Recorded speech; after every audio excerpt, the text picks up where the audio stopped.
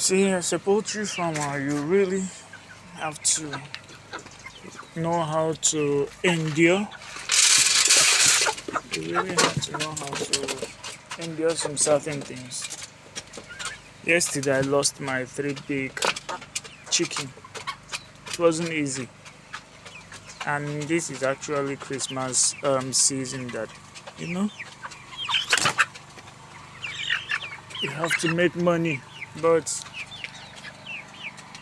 I lost 3 big ones. 2 from here, 2 from this side, and 1 from this side. It's not easy, but what are we going to do? So number one, as a chicken farmer, make sure that the pen is neat and clean. Make sure that you don't allow any rodents to have access into the cage or the pen. Make sure you have a good drinking water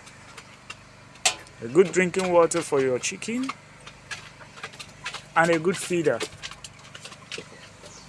And also, if you are not too sure about the area here in Nigeria, bitter cola can help to reduce reptiles like snake and the rest. So I have my bitter cola somewhere up here, and make sure you have light. All right, please, as you're watching this video, make sure you share, like, and subscribe. Thank you. This is Jutone TV.